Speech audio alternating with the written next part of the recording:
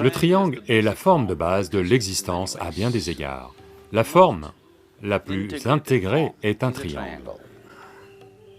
Avant que tous ces matériaux arrivent, comme le béton et l'acier et tout ça, encore maintenant, je crois qu'aux États-Unis en particulier, toute maison a un toit triangulaire, n'est-ce pas? En Inde, on est tous passés au toit plat, parce qu'ils utilisent les toits en béton, et le temps permet un toit plat. Donc ici, presque toutes les maisons ont un toit triangulaire.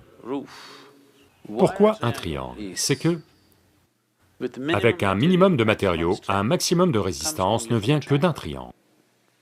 Si vous devez créer toute autre forme de même résistance, vous aurez besoin de bien plus de matière.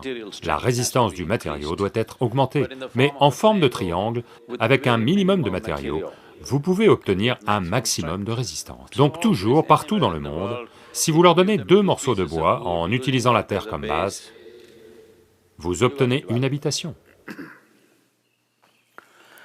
Donc ceci ne concerne pas que des habitats que vous construisez. Même la main divine, même la main du Créateur, a choisi un triangle pour construire la forme de base en vous et en dehors de vous. Si vous regardez n'importe quelle structure moléculaire, c'est un assemblage complexe de triangles à bien des égards. De même, si vous regardez le corps humain, à un autre niveau, vous verrez qu'il y a ce qu'on appelle un corps énergétique. L'énergie se déplace et fonctionne dans le corps d'une certaine manière. En yoga, il y a toute une compréhension et il y a une certaine façon de faire l'expérience de la façon dont l'énergie fonctionne dans votre système. Si vous vous penchez là-dessus avec conscience, si vous voyez comment votre système est construit, vous verrez, la forme la plus fondamentale de votre corps est un triangle. Tous les nadis se rencontrent sous forme de triangle. Ce qu'on appelle les chakras sont à vrai dire des triangles. Les nadis se rencontrent toujours sous forme de triangle. On les appelle chakras parce qu'ils symbolisent le mouvement. Donc, ce triangle orange entouré d'un cercle est le chakra Ajna, qui est le chakra de l'illumination et de la connaissance, du savoir et de la perception.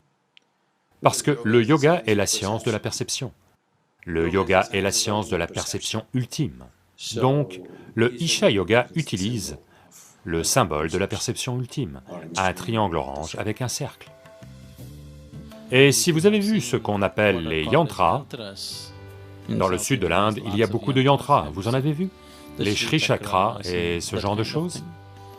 Yantra veut dire à nouveau une forme énergétique. Si vous créez certaines formes, elles ont une certaine quantité d'énergie, elles peuvent retenir une certaine quantité d'énergie.